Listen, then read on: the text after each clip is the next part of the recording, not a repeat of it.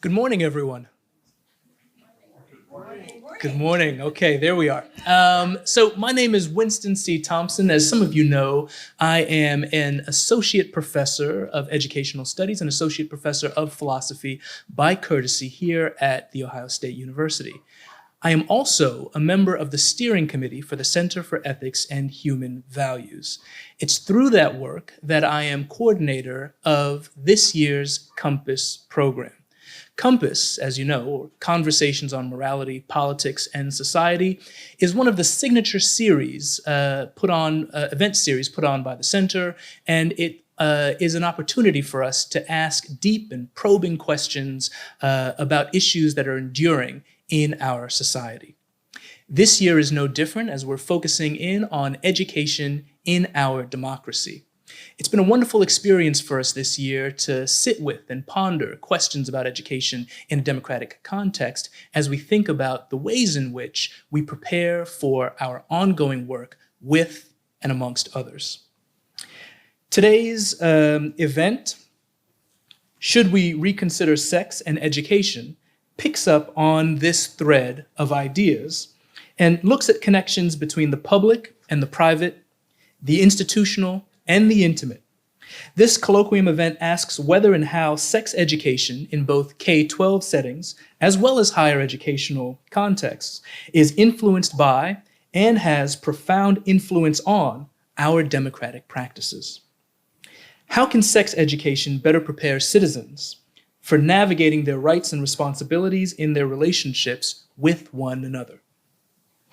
Some of this content, I should mention, that we'll be discussing today, some of this content may be challenging as we're going to be discussing ethical issues of sexual education and sexual assaults.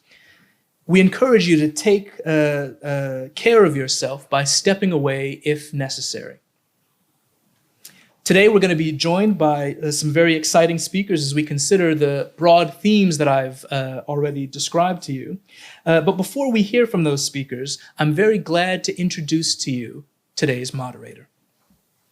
Dana Howard is a philosophy faculty member with a primary appointment in the OSU Center for Bioethics in the College of Medicine.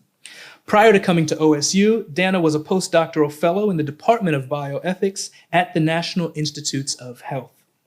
At OSU, she serves as a steering committee member for the Center for Ethics and Human Values, and she directs its very successful CARE program, or Conversations about Research Ethics. So I invite you now to join me in welcoming today's moderator, Dr. Dana Howard.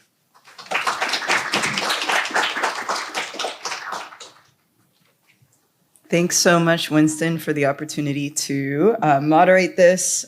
This is such an important topic, and I'm really excited to be part of the conversation.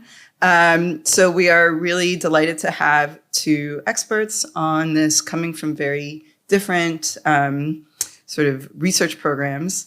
We have Lauren Bialystok, who will be speaking first. Professor Bialystok is an associate professor at the Ontario Institute for Studies in Education in the Department of Social Justice Education at the University of Toronto. She is affiliated with the Anne Tannenbaum Center for Jewish Studies and this is where my French, Centre de Recherche, that's my attempt, in education, Franco-Ontarian. Her areas of expertise are ethics and education, identity, feminist philosophy, social and political philosophy, and women's health and sexuality. And she is the co-author of Touchy Subject, The History and Philosophy of Sex Education, which is going to be, I believe, one of the books that is going to go to one of the lucky audience members at the end of this session. Followed by Dr. Bialystok, we will have Dr. Jennifer Hirsch, who is a medical anthropologist and professor of socio-medical sciences at Columbia University. Professor Hirsch works at the intersection of public health and social science with a research agenda that examines gender, sexuality, and migration, the anthropology of love, social dimensions of HIV, undergraduate well-being, including sexual assault. Dr. Hirsch co-directed the Sexual Health Initiative to Foster Transformation, SHIFT, a research program on sexual assault and sexual health among Columbia undergraduates. And with Shamus Khan, she is co-author of Sexual Citizens, Sex, Power, and Assault on Campus, which is another one of the books that is going to be given away. So the way we're going to have this conversation is we're going to have our experts come and give a short presentation. And then after that, I came up with some questions that I just really would love to pick their brain on. But then the audience members after that, this really is supposed to be a generative discussion. So as you're thinking about these questions in audience at home or in the office or here, please chime in with questions if you're at home or remotely watching, and please write in your questions throughout. We're going to be fielding questions from the audience here and in the metaverse. All right, so we will start with Dr. Bialystok.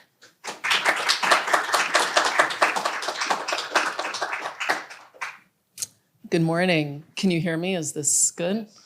Thank you so much for that kind introduction, Dana. Thank you, Winston, for this invitation. I'm delighted to be here. Let me just check that these slides are set up. Here we go. So I'm going to be talking about this theme of sex education and democracy based loosely on this book I co-authored, which is called Touchy Subject. And I'm calling this presentation, The Problem with Sex Education in, your democracy. I get to say that because I'm Canadian. But to be clear, there are very pervasive philosophical challenges and problems in sex education across all of the affluent Western democracies. And I will be absolutely giving you examples and picking on Ontario, which is my home province, as well as we go along. But in the interests of streamlining my remarks here, I've tried to address the provocation for this particular forum, which is, do we need to reconsider sex and education? Spoiler alert, yes. So to set up, I'm going to be focusing on schooling and Jennifer is going to be focusing on higher education. So just to get our bearings, where do kids learn about sex? Many places. First mistake is to think that school-based curriculum is the only place children learn about sex. Home, obviously school, or so we may hope, higher education, on which more soon, but also in the community, at healthcare settings, obviously through the media, obviously online, more on that soon. The book that I co-authored and my remarks today are focused on school, not because school can fix all of our sex education problems, but because I think there's still a very important case to be made for getting the best sex ed curriculum we can in schools, in addition to all the other things we have to do. So this is the book, and I wrote the philosophy part and my colleague Lisa Anderson wrote the history part, which I'm not going to get into much today, but I'm going to pick out a few of the main points about what philosophy can help us understand about this relentless combat over sex education in democracies. So I want to reverse the question that we were given here, something about how does sex education help students become citizens in a democracy? I would put it backwards. American democracy has failed at sex education. Who are we to expect sex education to prepare students to be democratic citizens? Now, I'm not saying that's not the right goal, but first let's look at the context in which children are learning about sex and democracy, or rather maybe not learning about either of them in the way we want them to in schools. So you may be familiar with this phenomenon that some people call political polarization. To orient you in the sex education discourse very, very quick and dirty, there's two main camps, okay? This is an oversimplification. Comprehensive sex education and abstinence only until marriage education, and they are predictably, for the most part, lined up with the two major political parties, as you would imagine. Oversimplification, but good to know. So CSE and AOUME. AOUME, however, has had federal funding since 1981 to the tune of over $2 billion. And there have been some bumps in this trajectory. Things are a little different now under Biden, but basically from at least 1997 until 2017, all federal funds going to sex education programs had to fulfill these extremely rigid and confining guidelines known as the A to H guidelines, which is in the Social Security Act. So you can see here, I've highlighted a few of the key passages. This education, I would put in scare quotes, has as its exclusive purpose teaching the social, psychological, and health gains to be realized by abstaining from sexual activity. And it uses heterosexual marriage and procreative sex as the standard against which all other sex is deemed unacceptable. So if you weren't teaching this, you were certainly not getting federal money, but also you were not getting resources, you were not getting organization. Your state, if you were a more democratic state, was constantly in a fight with the federal government. By the way, this is also under Democratic presidents. This was alive and well under Clinton, ironically, as some of you may remember. So this has really determined the discourse and the policy options for sex education in the United States for almost 40 years. This is a nice distillation of abstinence-only education taken from the film Mean Girls. This is the phys ed teacher, who is in fact usually the person charged with teaching sex education, saying, don't have sex because you will get pregnant and die. We laugh, but this is really not far off from the words and the message that millions and millions of students still receive, and certainly received in a much more systematic way through the 80s, 90s, and aughts.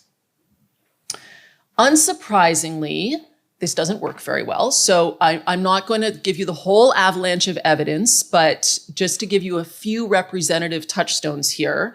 This is a study that was published in 2018. Surprise, surprise, high school students have sex, even when they've had abstinence-only education, perhaps especially then. By 12th grade, that was my Canadian speaking. We say grade 12, you say 12th grade. By 12th grade, according to this representative study, 57% of high school students have had sex, by which they only mean intercourse. P.S. There are other kinds of sex that are not captured in this graph, okay? This is just one study. The evidence showing the inefficacy of abstinence-only education at obtaining its own stated goal, not mind goals, just its own goals, is incontrovertible. Okay, so it doesn't work. Here's another reference point. The United States is a major outlier compared to comparable nations in promoting this kind of education, and its outcomes are correspondingly much worse. So both United States and other countries like Switzerland want to prevent teen pregnancy and want to prevent births to teenage mothers. That is a very uncontroversial aim.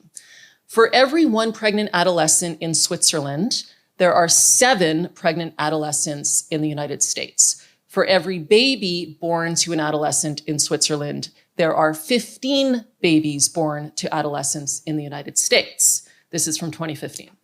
So the aims are quite widely shared. Whatever else we may think sex education ought to do, and there are many things we may want it to do, we'll talk more about sexual violence prevention, among other things. The baseline accepted aims that, regardless of your political party, chances are you're on board with, are reduce teen pregnancy and births to teen parents, as well as reduce sexually transmitted infections.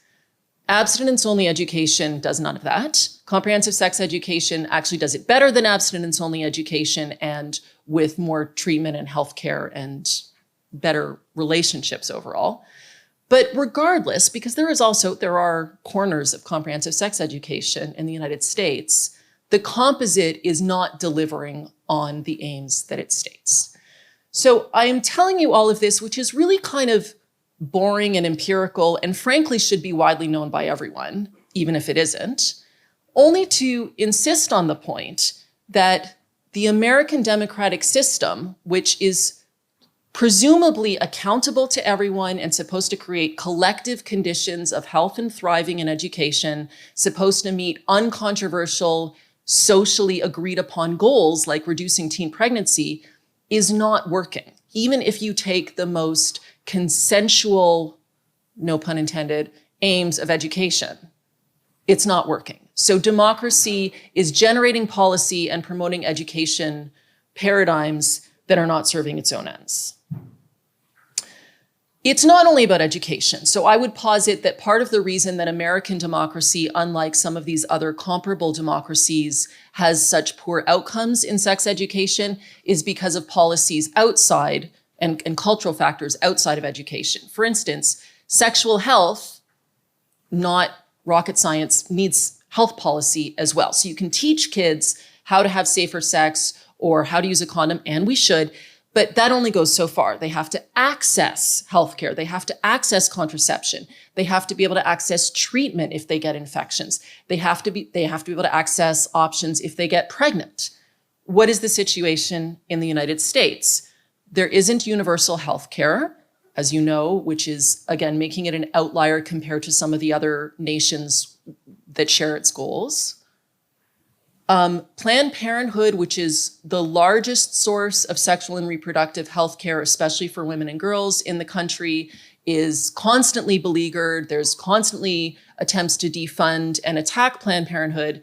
That's partly because of the abortion debate, but abortions are only a tiny fraction of the services that Planned Parenthood actually provides. When Planned Parenthood is defunded, women go without mammograms, teens go without STIs, sexually transmitted infections, tests and care if they're infected, and so on. So the infrastructure of healthcare is inadequate.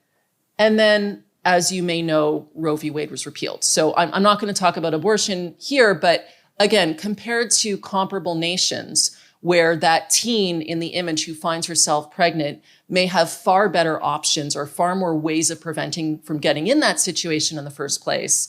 In the United States, teens are basically told, do not have sex.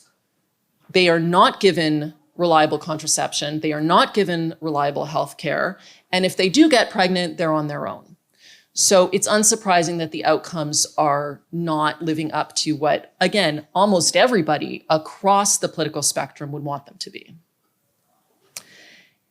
You might think, okay, but even if all these outcomes are bad, maybe there's just like widespread opposition to sex education in schools as such. Like maybe that's just not the right means for achieving these outcomes. Maybe democracy is still at work here because even if, our logic is a little muddled, we just don't really believe in sex education. That's also not the case. So from a strictly democratic count of how many people support sex education in schools, this is true across the country. This is true across the political spectrum. There are measurable differences between card-carrying Republicans and card-carrying Democrats, but they are not that wide. This has been consistent for decades. Again, this is one representative study, but I assure you there are many others. This is from 2018. As you can see, voters want sex education in schools. So you might ask, so why is it that policy isn't listening? Why is it that our political discourse is so out of touch with what works, with what kids want? I haven't even mentioned kids want sex education, with what most voters want, with what most parents want. There's a major disconnect here. I have some hypotheses about why this is the case. I get into some of it in the book. I'll give you a couple highlights here. But the upshot is that democracy has failed at sex education, at least under these conditions. And that has to prompt us to look more carefully at what sex education is and what it can be.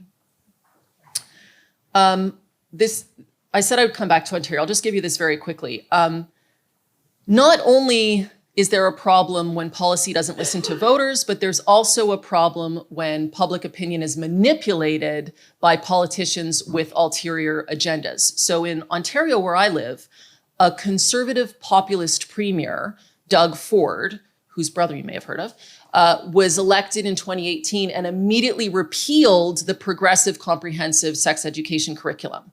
Why? Public support for the curriculum was in the high 80 percentile. He convinced everyone, or he convinced enough people, that the curriculum had not been consulted on, that it was the work of elites, that it was the work of radical sex educators and Planned Parenthood, that it did not accurately reflect the will of the Ontario people. And in a poll, 84% of the people polled still approved of all of the content of that benighted 2015 comprehensive curriculum. But now 49% of them said it should be repealed because the populist rhetoric had twisted their understanding of how the curriculum came about and what constituted democratic support for sex education. So as the pollster said, there's obviously a disconnect here. This is also rampant. We have to keep in mind that as much as people may have the right priorities or think they know what policies they support, things can be easily manipulated politically. I do think that part of the reason we see such constant battles over sex education, despite what appears to be alignment politically, is that it's a question of authority, and parents' rights are growing, as I'm sure you know, in force and organization, especially since COVID. And it's worth pausing to think about, is sex different from other subjects that we teach in school? And should parents have more say over that than they have over other topics? I have opinions on that. I'm just throwing that out there. There's definitely a question about the extent to which schools can actually be the place where kids learn about sex education. Not only conservatives and traditionalists, but also progressives have long articulated worries about the limitations of schools as institutions for delivering sex education. And more recently, and increasingly urgently, schools aren't keeping up with the fact that kids are learning about sex online. The average age of first pornography exposure is between 11 and 12 years old, and it's not a Penthouse magazine. It's, as you know, pornography on smartphones, and whether you're looking for it or not, it'll find you. At the same time, the media is stepping up and filling in gaps, and because of digital culture and kids not being isolated anymore, they can access so much more conversation and information than they ever could.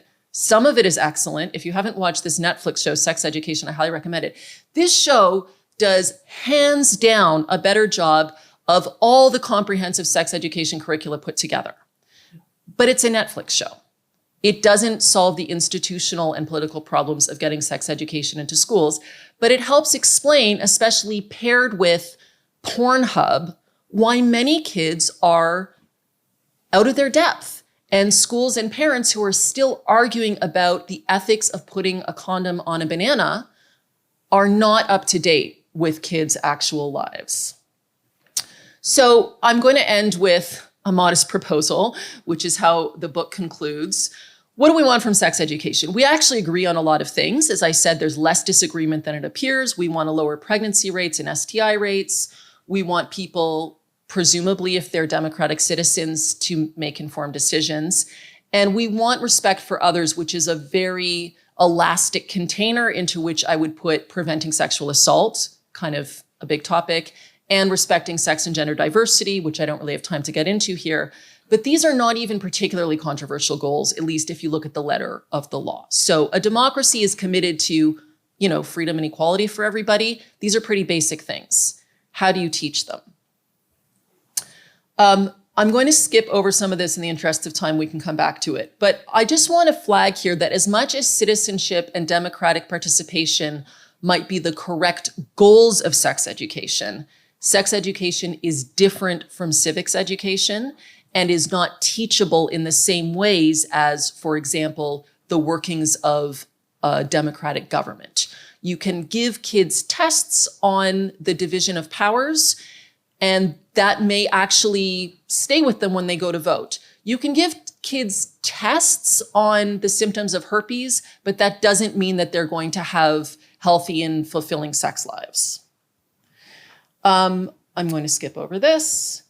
What we propose at the end of the book is what we call democratic humanistic sexuality education. So it takes the aims of democratic citizenship and responsibility very seriously, but expands what is currently called comprehensive sex education to be cross-curricular, holistic, not isolated in a corner of the curriculum, and to invite pluralism and diversity, including the very controversy about sex education, itself in the classroom. So rather than these various attempts to insulate the classroom from the values conflicts that rage outside and try to figure out the right thing to teach the kids, you put the values conflicts, obviously with appropriate scaffolding, in the classroom and make it more of an ethics class than a class where they learn to either be abstinent or be responsible neoliberal subjects and get their tests done.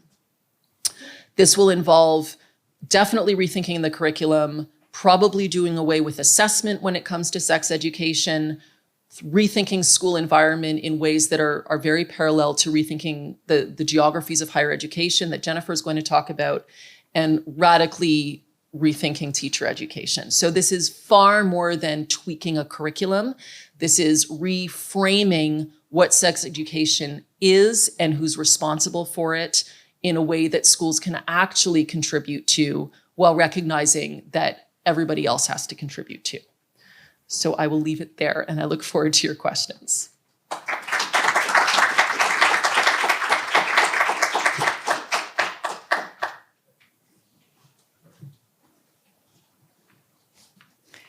That was great, Lauren. So Lauren gave you the before, and I'm going to share with you the dumpster fire that ensues. So nice to be with you all. Thank you for the invitation. I'm going to start out with a story. So Lucy, and this is sort of the prototypical story of campus sexual assault. Lucy, when she arrived on campus, hadn't had a lot of experience with sex. She'd gone to an all-girl boarding school, but she was excited for what was to come. She had a clear idea of like her, what we call in the book, sexual project. She wanted to meet some boys, to make out, and eventually to lose her virginity. And so it felt like things were totally on track when a girl, because that's what women on campus are called, girls, when a girl in her hallway asked if she wanted to go out during orientation week, when there are a lot of seminars, very few of which students attend, and there's a lot of drinking to manage the anxiety of transitioning to a totally new place where you don't have any friends. So Lucy and her friend Anne went out to one of the bars in the neighborhood. They were not 21. You can't drink legally in the United States under 21. But if you're a pretty girl, it's not so hard to get into a bar. They met a couple of guys, seniors, and that felt thrilling, right? It was sort of like the dream. These older guys talked to them, bought them drinks, they danced. Scott asked Lucy if she wanted to go back to the fraternity with him. She did. So they walk up, it's about 6 blocks from where the bars are to campus. They're walking up Amsterdam Avenue in the hot late summer night. Her phone starts to ring. And she's like, oh, it's probably my mom. But she looked, and actually it was her friend who had gotten that bystander intervention, encouraging students to check up on each other. And so they waited for the friend outside the fraternity. Then the three of them went in to a building where Scott lived, on a campus where he had been for 3 full years, where he was surrounded by his friends. And, the prime directive during that first week of school is to not do anything embarrassing. So Lucy and Anne were just like, they're like, this is how you do college. He asked them if they wanted some drinks. Fraternities are not allowed to serve hard alcohol, but it doesn't mean they don't do it. It just means they keep it upstairs. So they went up to the second floor. He gave the girls drinks. Anne just went to sleep because it had been a lot. And Scott asked Lucy if she wanted to go back up to his room. She did. So they go up to the third floor. And it's all good until it wasn't. They're making out. And then he starts to unbutton her pants. And she was shocked. And she was very clear. She said, no, don't. To which he said, it's okay. But it wasn't okay. And when she told us that story, she had never described it to anyone as being raped. She described it to her roommate the next day as one of those crazy things that happens when you have sex with a total stranger because you're drunk. And, thank God that losing the virginity is in the past now. So, and she felt like it was her fault, as so many survivors do, because she somehow should have known that that's what he was going to do. And, you know, when Seamus and I tell that story, we know how it lands. Like the place that your mind goes immediately is Scott, a terrible person. We have to find people like that, hunt them down, and eject them from our community. But that's kind of like a pass the trash approach, right? Like it just means that Scott goes to college somewhere else where he still doesn't know that he needs to listen to people when he's having sex with them. And so we ask a different question in Sexual Citizens, which is what led Scott to that encounter with such a fundamental lack of capacity to hear what was a very clear statement from her that she didn't want to have sex with him. So rather than thinking about sexual assault as a problem of bad people, which demands carceral solutions, which, just to be clear, like sometimes it does demand carceral solutions, but we take a public health approach. And what that means is looking at how sexual assault is a predictable element of higher education, how it's a feature, not a bug, how it is literally designed into students' experiences, which sounds like, admittedly, very grim, until you see that this kind of public health analysis that says, like, what is the clean water approach to sexual assault prevention? How can we build environments where sexual harm is less likely to occur? Like, that's where we excel in public health, is by changing the environment. I always say, this is not a problem. We can solve one penis at a time. In fact, I'm contractually obliged to get that into every talk. But it really is not a problem that we can solve one body at a time, because it's not only bodies with penises that assault other people. And so in Sexual Citizens, we lay out through 3 ideas how sexual assault is built into the context and how we could think about designing campuses and worlds where sexual harm is less likely to occur. So the 3 ideas are sexual projects, sexual geographies, and sexual citizenship. So sexual projects, which you might think is the question of what is sex for, which you might think is a question that like only 2 professors would ask because everyone knows what sex is for. But I mean, I could tell you a lot of sex that students have on campus is not particularly pleasurable. And there's a very large, what we call orgasm gap between men and women in heterosexual sex. It turns out that heterosexual men, just in general, are not very good at sex. It's not for reproduction. None of the students with whom we spoke were trying to have babies. Some students, their sexual project was figuring out who they were, particularly queer students. For some students, it was to express pleasure, to express closeness, but that was, I would say, like a minority. And then for some students, it was to accrue prestige for themselves or for other people. In that interaction between Lucy and Scott, he was very clear on his sexual project. He wanted to have sex. I mean, we didn't speak with him, so we don't know, but it seems like that was his sexual project, was just to have sex. Lucy's sexual project was immaterial in that interaction because of the second idea, sexual citizenship. Sexual citizenship, as we use the idea, refers to people's understanding that they have the right to choose their own sexual experiences, but that other people have that same right. And when Lucy said no, and Scott said it's okay, he wasn't just raping her, he was erasing her. He was totally steamrolling over the possible existence of her independent sexual citizenship. So a question that we can talk about today is, what would it mean to build a world that actually promotes sexual citizenship? And then the third idea, sexual geographies, focuses attention on how the physical organization of campus shapes opportunities for sex and produces vulnerability to sexual assault. So in that analysis, space is not like a backdrop where sex happens. It's actually a third party that shapes how students interact. So, you know, one example of sexual geographies could be that when the parties end and the bars close down, students are funneled back into rooms that have 4 pieces of furniture: a desk, a dresser, a bed, and a desk chair. And so they sit on the bed, and beds have sexual meanings. And that doesn't mean that you should have sex with someone because they're sitting on your bed. And yet, like, a bed is where people frequently have sex. Also in the library, on campus, but mostly in beds. And so it's confusing because there are literally in the Columbia dorms very few couches in the lounges that students can sit on.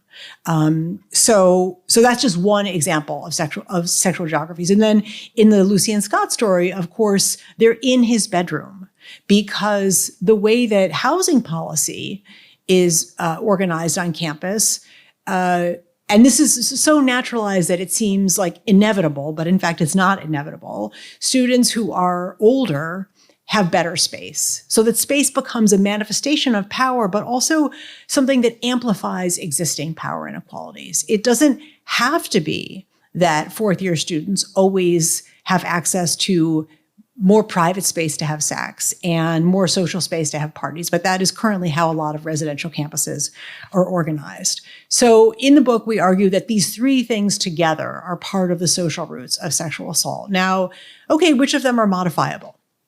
Sexual geographies, we point to to school administrations. Like out of those three ideas, campuses are responsible for the physical environment. And so that's the lever in which higher education has really a lot of power to think about how schools could have a physical environment where everyone feels included. And not just in terms of sex and gender, but more generally, like how can we build inclusive environments?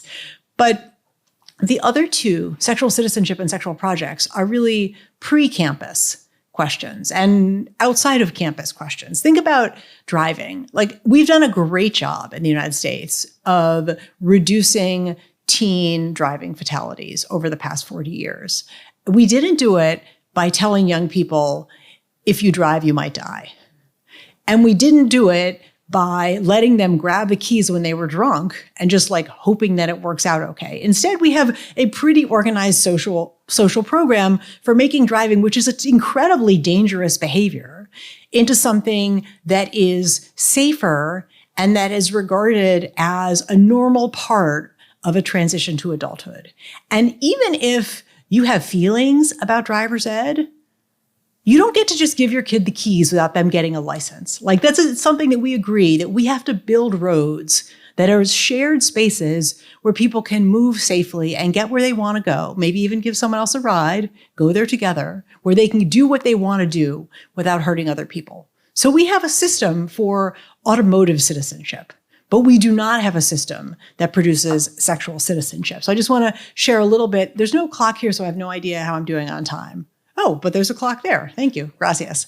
Just a little bit about what we learned in the research that we share in Sexual Citizens about sex ed. Because I've been interested in sex education for a long time. And so we asked students in the interviews, well, tell us about your sex education experiences in before coming to campus. And they would laugh and they were like, oh, you mean my sexual diseases class, that class where they told me that if I had sex, I might die, where they showed me scary pictures of herpes. Mostly not great experiences, particularly for the queer students. They were like, oh, that class that totally ignored my existence made me feel even more erased than I felt on an everyday basis.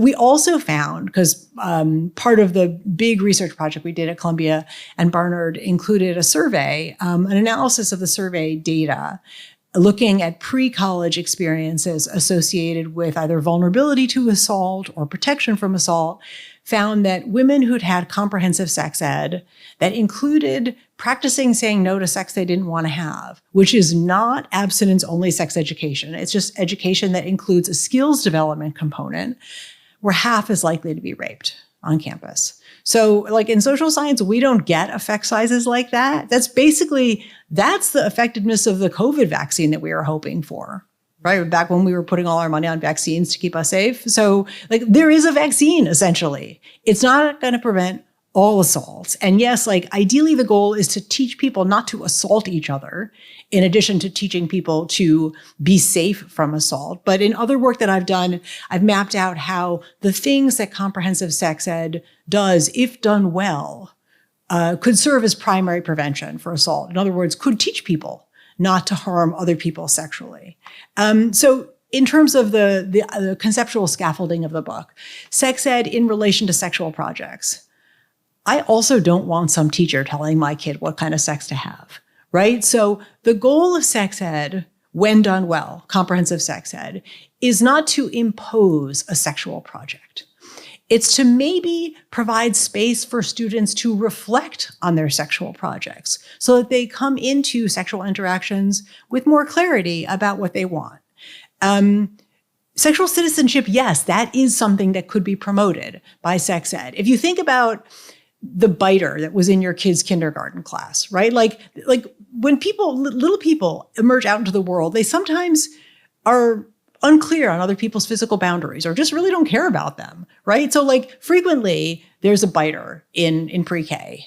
Like, has anyone ever been bitten in college? But so like people do learn, they are teachable, right? We do teach people to restrain their impulses to hurt other people. We teach our kids not to step on other people's feet. That is what comprehensive sex ed does in kindergarten. It doesn't like talk about genitals. It teaches young people to sit crisscross applesauce and keep their hands on their own body, right? So that is the fundamental beginning of teaching about sexual citizenship, is instructing people that other people don't have a right to make choices about their bodies, except if it's their parents trying to get them to brush their teeth or take a bath. We could talk more about that in a minute. So basically, sexual harm is a policy choice. Like, by not creating environments where young people get to chew over these ideas and become clearer about what they owe each other, we let them emerge out into the world without the sex equivalent of driver's ed. But one of the things, I think that, not breaking the law through sex is a pretty low bar for the kinds of human interactions that we're hoping to avoid. And so I just want to tell one story from the book about a thing that was pretty terrible, but not illegal. So first week of school, young woman goes to a party, seems very exciting because it's, high prestige team. And all of a sudden everyone disappears. And she's like in this bedroom with a guy, and he takes her clothes off and puts them at the foot of the bed and pushes her head down. And she gives him a blowjob. And then they have sex. And then he hands her clothes, like literally dismissing her. And she leaves and then realizes that the whole team was outside the door listening. And that is disgusting, right? Not illegal, but disgusting. And when she told us that story, she wasn't really clear if it was okay to feel angry about that. She was like, again, I should have known. But also, he should have known, right? So I think talking about framing it in relation to sexual citizenship as opposed to don't break the law, don't rape people, gives us a conversation to have that broader discussion about what we owe each other as human beings. A girl who said to us that her goal with a hookup was just to hook up with someone who would say hello to her the next day on the path. Like, that is, again, a very low bar for human interaction. And so I think part of what we see through not providing young people with spaces to think about what they want out of sex is very low expectations for human recognition in intimate interactions. So we're doing a great job with the not biting, the not stepping on each other's feet, the driving, and a really terrible job with sex. I just want to close by distinguishing between sex education and sexual socialization. This is my most cited paper ever. And what we talk about is that sex education has a pedagogical and a skills development goal of forming people who are ready to go out there and have sex without hurting other people, without hurting themselves. And sexual socialization is a role for parents and religious communities about forming people's values about what is a sexual project that is right. At the same time that we're like, okay, this is parents' thing, sexual socialization. We need to come at this with a little bit of humility. I mean, I am an excellent mother, and I could never get my children to floss, right? They're like out there in the world not flossing. And I really, their dental projects should have included flossing. And so I think we can talk all we want about parents' rights to shape their children's sexual projects. And yet at the same time, we need to recognize that what we do as parents is we shape young people into human beings, and then they go out there in the world and they manage their own bodies. And so from the first minute, when the training wheels come off, they're showing us that they are in charge of their own bodies. And so as parents, it's our job to give them a push in the right direction. And part of that involves preparing them so they don't go out there and hurt other people. That's it.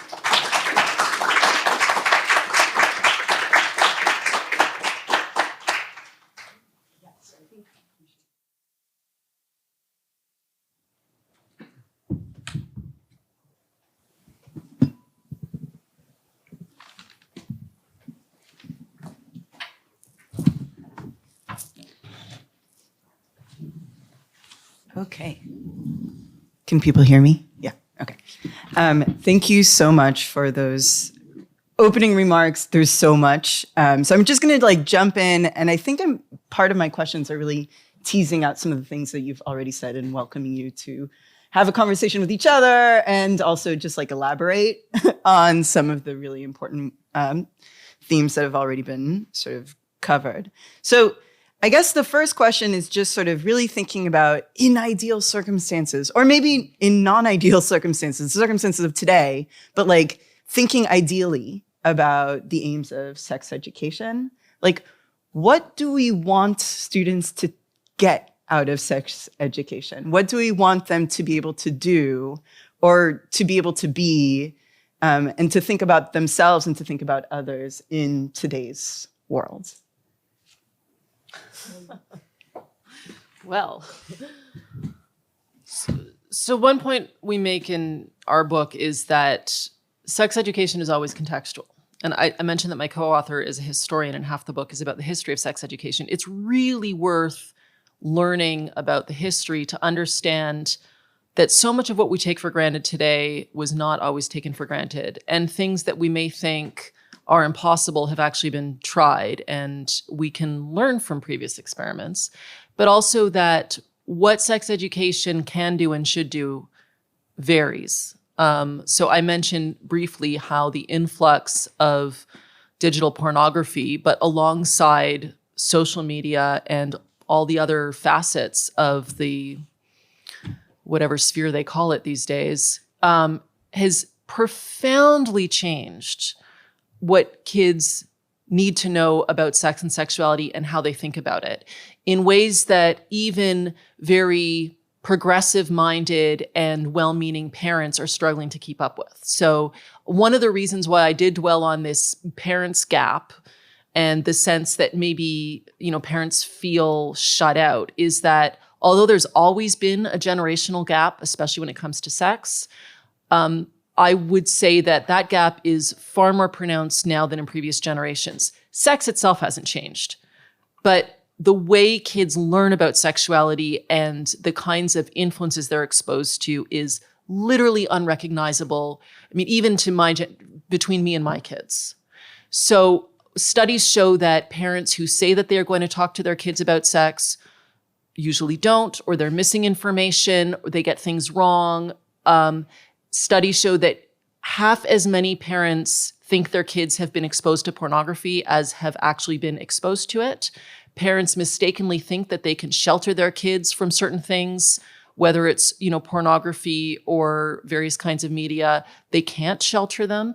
So what this means is any project that attempts to contain information or let the family take control over what children should learn is these days probably doomed for purely logistical reasons, even if it were ethically justifiable and even if it were logistically possible even 30 years ago.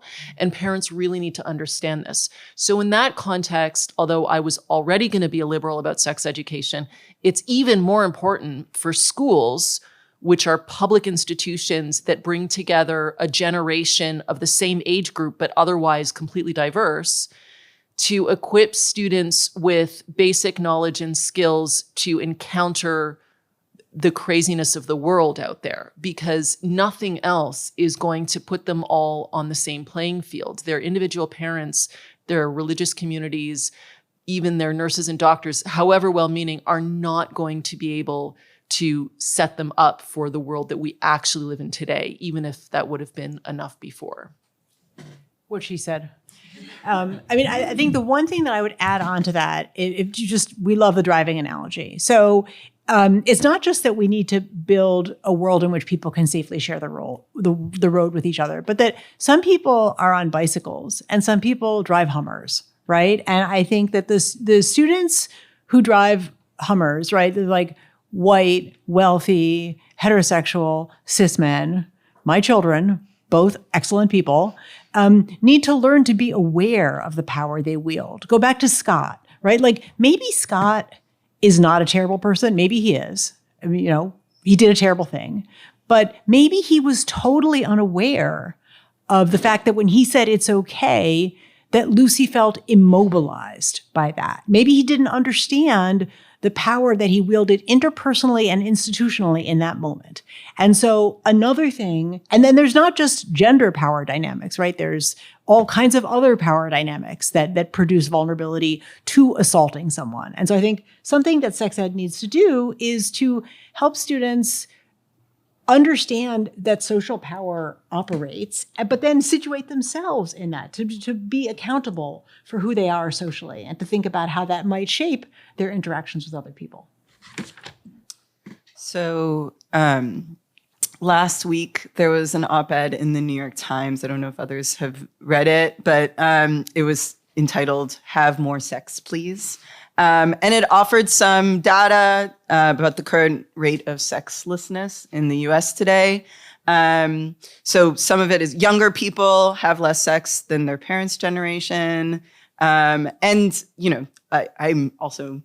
not a scientist about sex, so I would love to hear your thoughts about just like the data and that sort of stuff. But roughly a quarter of women under 35 reported having no sex in the past year. For men, the figure was 19%. And the author suggested that the lack of sex, especially good sex, whatever that means, and I would love to hear your thoughts on how we could think about that, is a symptom of or a determinant of greater social isolation and potentially has drastic democratic consequences. Do you think that this is a phenomenon that we should take seriously, that we need to worry about? If so, is there some role of sex education to actually help address this worry? Yes. I mean, I don't know if, like, whenever you read an article in the New York Times about something you don't know anything about, you're like, oh, that's very smart. But when it's something that you know about, it always makes me want to stab myself in the eye.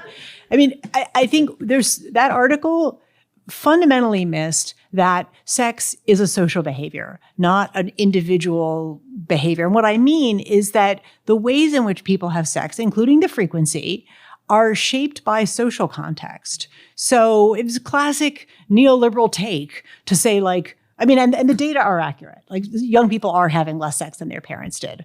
But also their parents weren't going to college at a time when the planet was dying, right? Their parents weren't facing a crushing load of student debt. Their parents weren't facing 80-hour work weeks and the prospect of never being able to buy a house. So like, those are not sexy feeling situations. So like, I think that like, that's part of it. And then I think if you would like people to have more sex, you have to think about what kinds of institutions would put them in situations where they might actually meet people they want to have sex with. So I think it was a terrible take in the way that almost everything in the editorial, in the op-ed section of the Times is lately, because it was so focused on the individual behavior as opposed to the broader social circumstances. Part of the reason that young people are having less sex is because the cultural expectations around the kind of relationship in which sex should occur have changed, and probably not for the better. And I think this is totally borne out by Jennifer's research on campuses. So we now live, as you probably know, in hookup culture. It used to be that if people were having sex, it was probably because they were in some form of committed relationship, or at least an ongoing relationship. And you know, if you have a partner, even if it's not an incredibly sexually active relationship, you have sex more than once every 3 months. But if you don't have a regular partner and you're going to fraternity parties, getting drunk and hoping to get lucky, maybe you have sex once every 3 months. So in strictly quantitative terms, sure, people are having less sex, especially on college, and young people who are getting married later or not getting married at all or not having monogamous or committed relationships. That's the cultural effect. They may be having sex with more people still. So perhaps the previous generation who was having more sex was having sex with one person, and younger people might say, oh, no, everything's great because we're having sex with lots of people. But it's isolated and not good, which I'm happy to say more about. some of that, why is that the case though? A lot of that has to do with the post-feminist turn, a cultural moment in which feminism has been declared over, its aims have been declared achieved, gender equality is stipulated as a thing that exists, and so we have nothing left to complain about. And especially because it so nicely encourages the aims of capitalism and neoliberalism, it's that much more important for young women in particular to present themselves as sexually liberated, because if they aren't, then they can't blame the patriarchy anymore. And that means that all of the tired, heteronormative, cis male fantasy kind of sexual tropes, literally from the 50s, have been repackaged as sexually empowering for women. And young women like Lucy know this when they get to college. The young women who take, pole dancing and stripping classes as their fitness regime, and I'm not judging that, but that's part of the story, that anything that looks like it might be sexist just by fiat isn't sexist anymore. And sexual liberation is not getting into a monogamous heterosexual relationship, building up intimacy emotionally and then physically at your own pace with lots of conversation. That's so lame. No, sexual empowerment is walking into that party, finding the hottest person at the party and getting with them, and then, messaging everyone on Instagram about it. This is sort of the confluence of the digital cultural moment and post-feminism and neoliberalism. And women and girls are punished for not living up to those norms, which coincidentally seem to give heterosexual men a lot of what they wanted anyway. I'm not saying that heterosexual men are winning or are doing well in this regime. I think we should aim far higher for everyone. But the kinds of norms that would have simply appeared sexist or rapey under different circumstances are now billed as a kind of, individual choice and women's empowerment project, and ironically maybe resulting in less total sex if you count up all the instances of sex.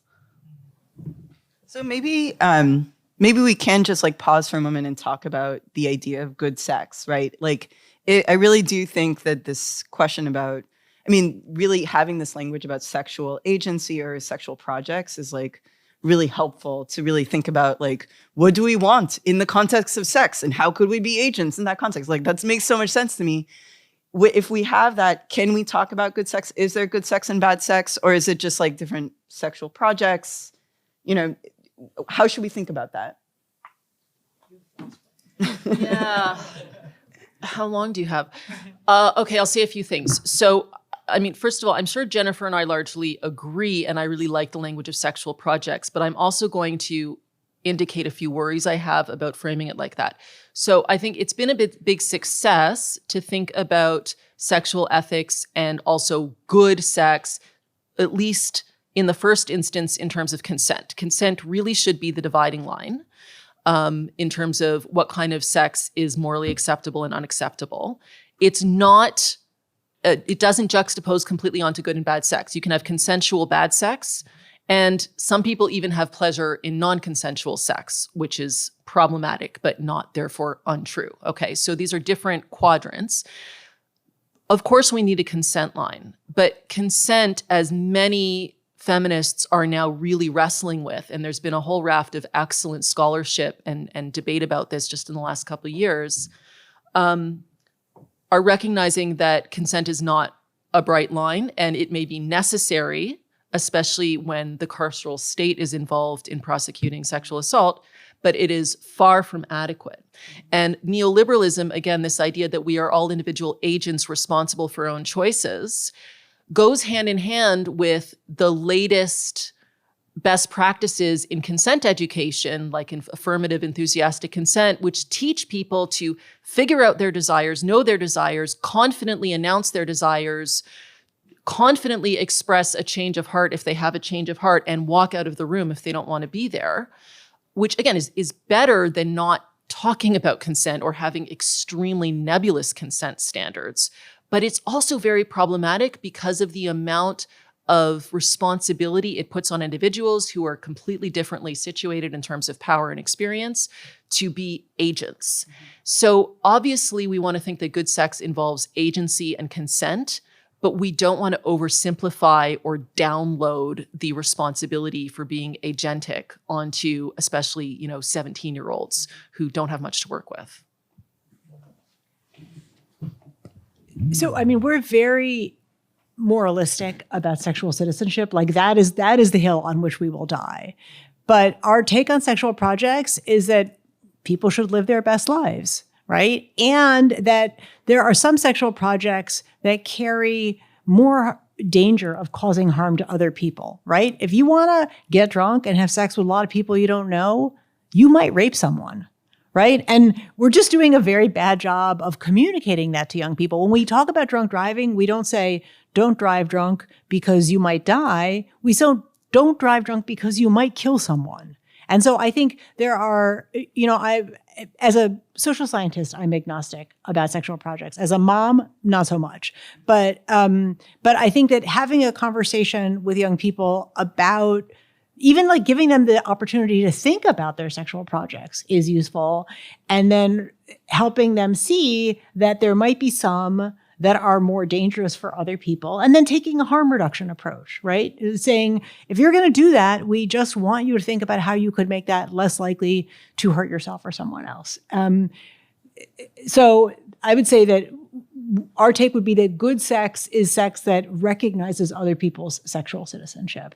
And we're not counting orgasms. Can I maybe add one thing there? So I think the terrain that a lot of the social science work covers and that a lot of the theory is wrestling with now is that so much consensual sex, especially heterosexual consensual sex, is nonetheless bad or less good than it could be. And the question is, how do we avoid using just consent as the low bar for good sex? And some feminist analyses are saying the same circumstances that produce sexual assault, like patriarchy and entitlement and power differentials, are also producing the bad sex. The way that women's pleasure is not, for example, well understood or talked about much. And just because a woman says yes doesn't mean we've achieved our goals. So working in that area of consensual but not yet really good sex is where a lot of the action is. So there's a lot of new and upcoming legal restrictions to people's, especially young people's, rights and access to reproductive health care, to gender-affirming care. This also happens within the schools, to being able to just have their pronouns recognized, right? So there's in some ways this sort of restriction of rights to people's reproductive and sort of gendered agency. And I'm wondering if that changes how we should think about the role of sex education, what should be taught there. I mean, I think it both lifts up the critical urgency of sex education because the stakes are higher, right? To not get pregnant if you might not be able to terminate that pregnancy. And also the fundamental inadequacy of, because, even perfect contraceptive use sometimes fails. And so sex education in and of itself is not going to produce a context in which everybody has equal sexual citizenship. So I think that we have to keep fighting the health services access fight because sex education by itself is not enough.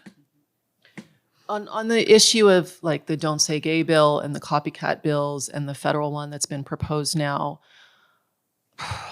these are horrifying. These are bad for kids. This will hurt kids. I think there's just no way around this, and we should at least be able to agree that we don't want to hurt kids, but somehow we can't agree about that either. I don't know if your question is more of a practical one. Like if you're a teacher and you're working under conditions of extremely repressive education policy, what should you do? Even if you didn't ask that, I think that's a really important ethical question. And I've heard a lot of teachers talk about it. And in Ontario, when we had our big brouhaha that I mentioned, I talked to teachers who were petrified. The premier literally set up a snitch line for people to call in and complain about teachers who had said something that went beyond what they were supposed to say.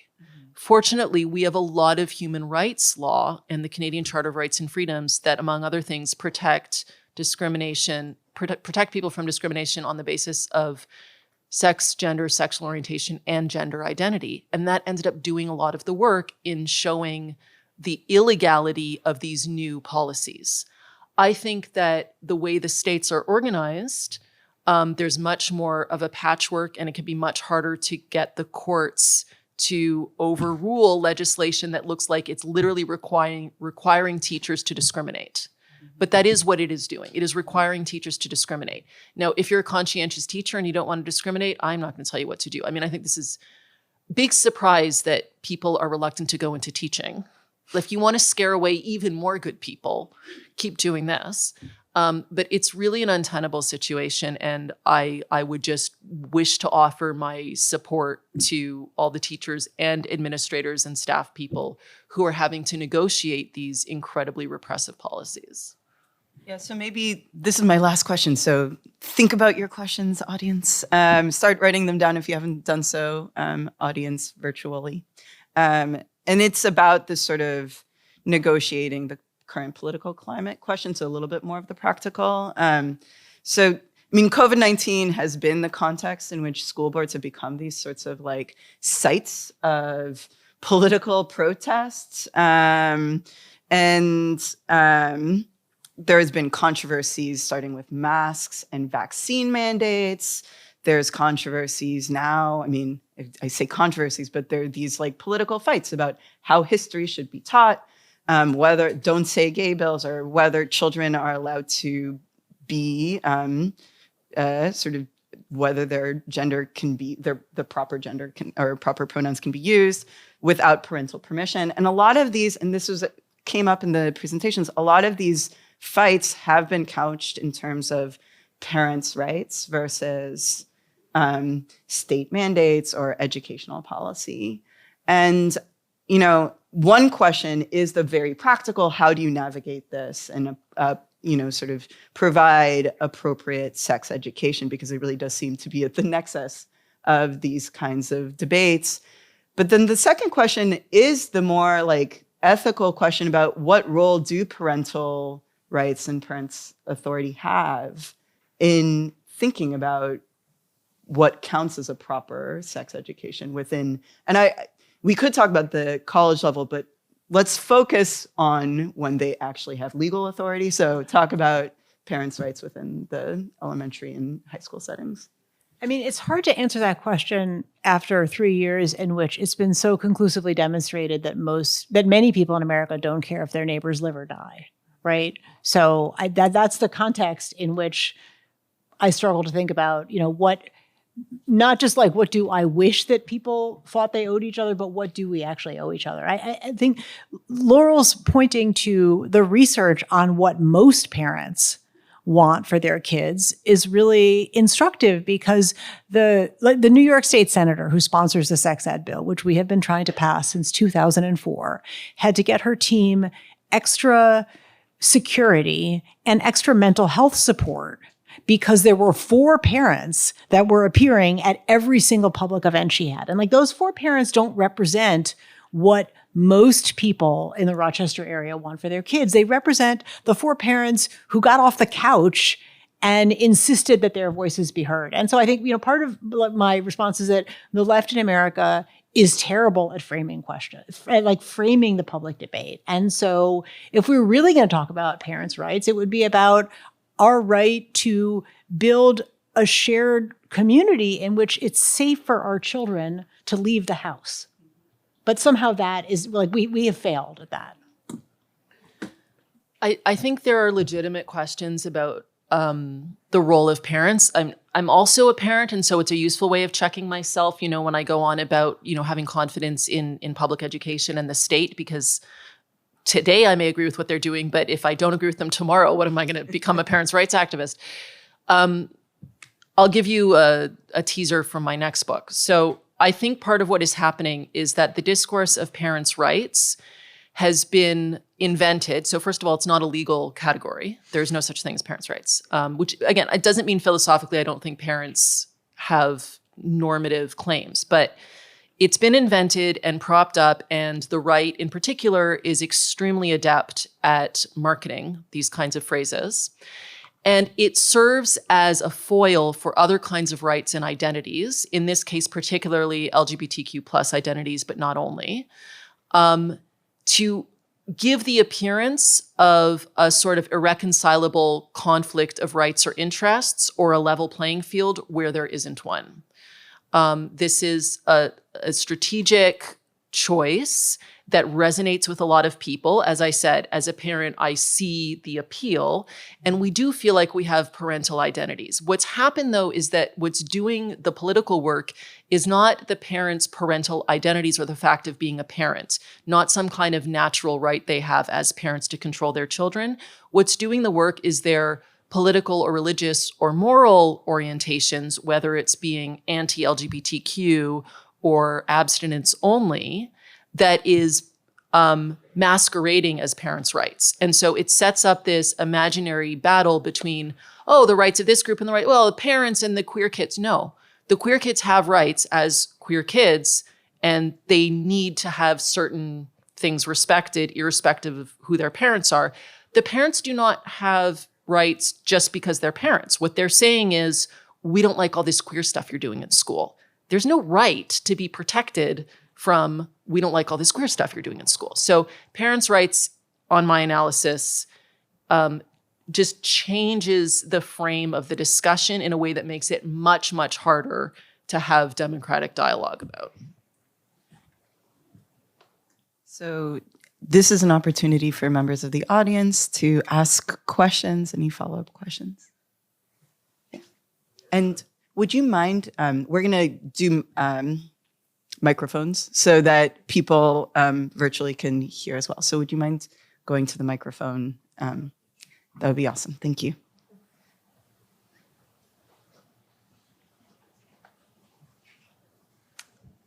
Hello, test. So you talked about that children are going to inherently encounter pornography, and that's something that's undeniable, which I agree with.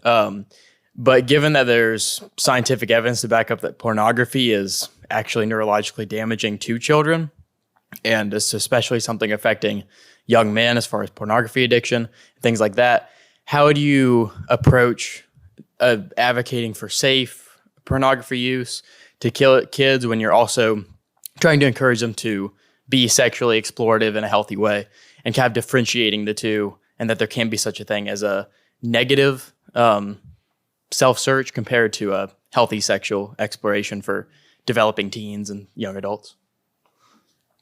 I'm actually not familiar with the work on the biological, neurological impacts of pornography. I am a big fan of Emily Rothman's critical porn literacy curriculum, because I think the genie is already out of the bottle, right? And porn, I mean, that was what started the Arab Spring, right? Was it that they shut down access to porn? I don't know if that's actually true. It's sort of urban legend. But so I think we're not going to be able to cut off access. And I think that providing a countervailing conversation about sex that is not porn. And then I think in an ideal world, in the same way that, you know, frequently like in middle school, there's a conversation about advertising in general and thinking critically about advertising. Like, why can't we just take the next step and do that critical porn literacy work so that young people understand that the sex that they're paid actors, that they might not actually be enjoying it, that that's not what most people's bodies look like. Those are not complicated things for young people to master. I'm not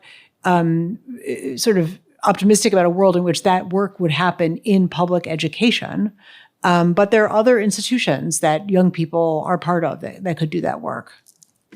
Yeah, I totally agree. And I'd just say in terms of maybe restricting access, so I'm not in favor of any kind of censorship, but maybe this is a place where parents play a role. Like, it's very common to monitor devices, at least when kids are a certain age, or to, you know, restrict the amount of time they spend on devices. That's not going to shelter them from ever encountering pornography, but it could maybe curb the risk of certain things like porn addiction.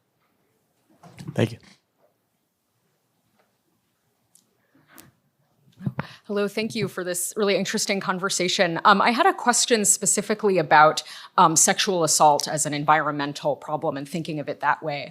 I thought it's very intellectually compelling to make the point that you can have a carceral response or a public health response. The public health response seems more effective. And yet, you hear, or at least I hear, this story of Scott and Lucy, and it is very hard not to hear that and think, how could you not know that was harmful? You are a grown-up person at a college campus, an elite college campus. These things are literally everywhere, these conversations all the time. How could you not know? How is that credible? And so I'm wondering how you speak to that kind of skepticism, which, as I said, is very, sympathetic to the framing that you're offering, but somehow dissatisfied nonetheless.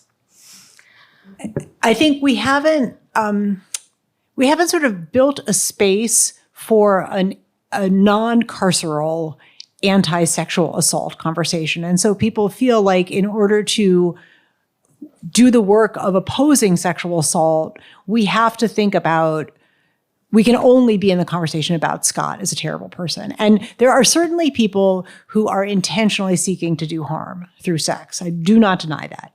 None of them showed up to tell us their stories, right? Not surprisingly. And so the problem that we're focused on is the inadvertent sexual harm that's caused, less than the intentional sexual harm. So I think that there's still, people should be held responsible when they seek to, or when they inadvertently cause harm to other people. And yet, this is not a problem that we can punish our way out of. And so I think the punishment conversation, I'm not a lawyer, right? So I'm going to stay out of that lane and just point to the fact that we could, through redesigning the environment, avert all of these other terrible things that are happening. So I think the conversation should Scott be punished? Should Scott not be punished?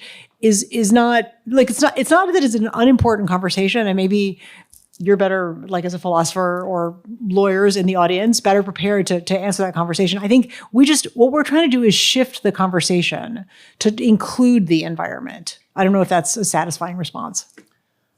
So I share your bewilderment a little bit at how could Scott not know what he was doing? And there's posters everywhere on campus now. And as I said, this is an improvement, right? There's posters everywhere that say, only yes means yes, and consent has to be enthusiastic, ongoing, yada, yada, yada. Okay, that's good. It turns out that's not how most people have sex. That's not how consent is secured. It feels awkward most of the time. Most of us use much more nonverbal communication than verbal communication. This has been well established. Also, when men in particular do harm through sex that is refused non-verbally, they understand. It's not that they don't understand. If you say, do you want a cup of coffee? Oh, no, it's kind of late. The caffeine might keep me. We all understand what that means, okay? So it doesn't exonerate them. But the problem is that the extremely judicious model of affirmative consent doesn't really translate well into the bedroom.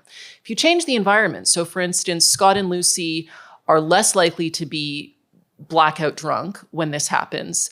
The power differential between them has been offset in different ways. They're not in a fraternity. There aren't laws that prevent sororities from hosting parties because they're classified as brothels.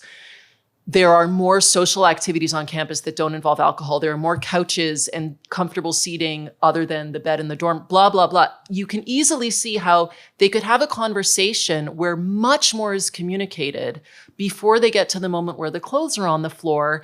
And then it's a question of, what okay means, or do I really know this person's body language well enough to be able to, let's start in the library and see where it goes. That would be a different way of thinking. No, not the way you meant starting in the library. You know what I mean. Hi, so I have kind of an adjacent question to that, which is sort of how do you have these conversations with survivors of sexual assault and so many people who I feel like Dr. Thompson knows in every class we're in, I'm talking about feminism. Every other thing I say is let me take a feminist lens. And I still I can't bring up conversations of sexual assault. I feel like sometimes I can barely listen. You told the story about Lucy and Scott and I was okay, maybe I'll have to like leave the room if this gets like too intense. Like I was ready, you know, like I know Scott, like I hate Scott, like Scott ruined my friends' lives, you know? And so it's like, and I don't mean to get so personal, but I say this because I think so many people have that experience. And those are the people I really want to listen, and I want to listen, you know, but how do you lead these conversations with people who can barely talk about it and even like barely listen? You know what I mean? Like talking about it feels like even like listening about it seems too big sometimes, you know? So I'm just wondering like how as women do you present that conversation and engage with it when it's so emotionally charged? I mean, in every room, there are survivors, right? And not just of campus sexual assault, of child sexual abuse, of religious sexual abuse. Like every institution in which there are people, there is sexual violence.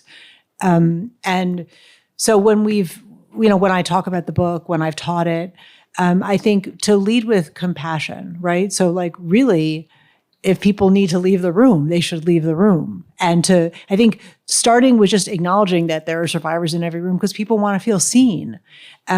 What I've found, particularly in teaching the book, is that students who can bear to read it, which is not everyone, so I always provide alternative readings or just let them not come to class that week. Students who are survivors and who can bear to read it, like feel the penny drop when they see that the people to whom they're angry, that it's not just Scott that they should be angry at, that it's the school board and it's the state house. And in fact, it's not just the campus administration, it's the church they grew up in. So I think the broader analysis for some survivors, because there's not like one survivor experience, the broader analysis is really transformational for some survivors because it gives them a whole other set of advocacy strategies and a whole other set of ideas about what is the work that we can do together. And then I think just people are at different moments in their healing journey. And so to respect that and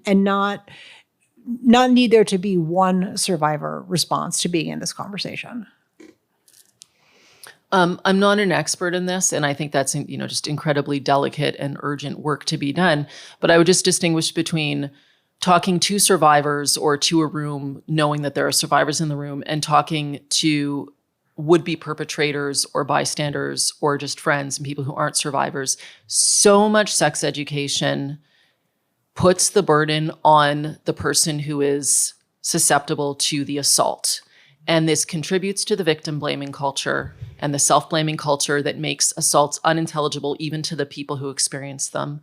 And Jennifer cited before the statistic that 50% fewer assaults happen to people who've learned refusal skills. I'm oversimplifying, which says a lot about the value of education and the importance of talking about consent. At the same time, for decades we've been telling girls don't do it, and now we're saying a different version of it, which is not don't do it so much as say no. As I mentioned, the neoliberal subject, like I know what I want, I know what my boundaries are, I'm able to communicate it, I'm gonna go, and therefore when they get assaulted, they say, oh, I guess I didn't communicate very well. I dropped the ball, it was just one of those nights. And I think that's very dangerous. So we need to think not only about how to talk about assault to people who've experienced assault, of which there are always many, but to talk to people, everybody, about understanding how assault comes about. And it's not just individual choices and 100% responsibility of each body at every moment. Thank you. I just want to say one more thing about that, because I feel like the vilification of the perpetrator, and I'm not like, yay, perpetrators are great people, but I think that perpetrator is not an identity that people recognize themselves in. And so talking about perpetrators as if there's someone else out there, like, no, actually, like, we've met the enemy and it is us. And so I think like acknowledging that people who cause sexual harm are people like us.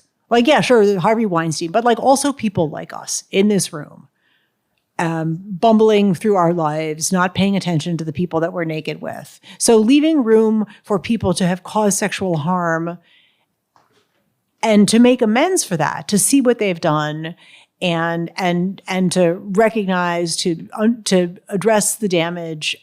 So I think that like the focus on Scott as a terrible person also keeps us from solving the problem because it makes him into someone else, someone that we can't imagine ourselves being. And if a third of women and a sixth of men experience sexual violence on campus, it's not all bad people who are doing that. I'm going to be reading questions from the online audience. So after I do this one, I'll just go to the end of the line. So Carly Grace says, hi, OSU alumna here, EHE Teaching and Learning PhD 2017. My question is mostly for Lauren, but I welcome everyone's comments. Your research perfectly intersects with mine on adolescence, drug narratives, and drug education. I actually teach a class on drug young adult literature, and we always talk about sex education as a part of the course. The US drug crisis and complicated polarized and politicized history in our country with drugs/drug education and policy, namely its racist, sexist, homophobic, classist, and ableist under and overtones, leads to the same quagmire within drug education here in the US. I'm curious about how you are seeing drugs and drug education intersecting with your Canadian research. Thank you. Those are great questions. I think there's a few things in there. So the short answer is I haven't researched that specifically, so I don't have a lot to say, nor can I say specifically how Canada might be different than the US here. But overall, I just want to agree. We should know from the war on drugs in the 80s that just say no doesn't work. They told us to just say no to drugs. They told us to just say no to sex. Just say no, education doesn't work. I would go further. I would say that's not education. Education means providing information and enabling people to navigate new information and think for themselves. Neither Just Say No campaign does that. So they are analogous. They are probably mutually reinforcing. We've talked a lot about alcohol and how it works in sexual assault. So alcohol is a drug. Other drugs are involved as well. And more work needs to be done there. But it's tragic and it's maddening when the systemic causes of these epidemics, like the opioid epidemic, are not recognized and, like with sex, are sort of downloaded on the individual person as though they just made a bad choice.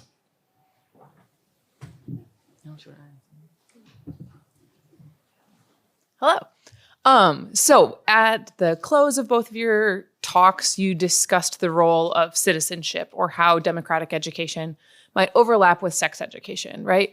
And since then, we've talked a bit about agency. We've problematized this idea that there are individuals that are agents that have like certain sorts of rights that we ought to respect when they engage with other people who are also individuals and who are also agents. And we've said that there, in some ways, that's a neoliberal context of how we conceptualize of persons, right?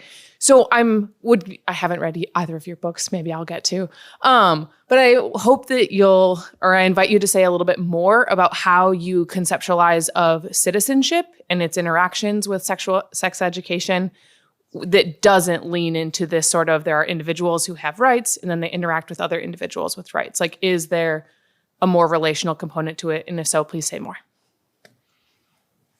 Yes. Okay. Great question. And I hope it's clear that I'm not abjuring the category of citizenship or denying the existence of individuals with agency and rights.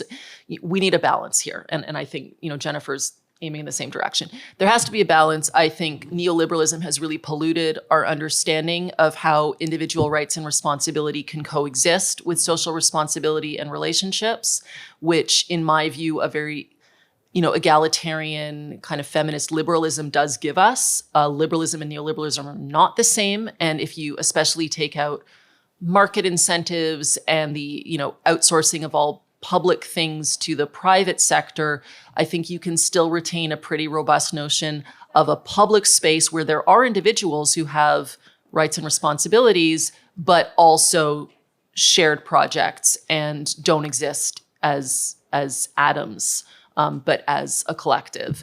That's obviously, very sketchy and I can't flesh it out here, but we do have to get that balance, absolutely. And do you want to have the final say, Jennifer? No, I don't want to have the final say. Well, I think that unfortunately that is all the time we have for this panel, but we do have a drawing that Aaron is going to announce right now. Great. So yeah, thank you again. This was fantastic. So the winner of our drawing is Dominique Taj Schumate. Is that person there? Excellent. Yes, you're going to get signed books by both authors. Congratulations. Thank you so much for our panelists for writing the awesome books. And thank you for everyone for coming.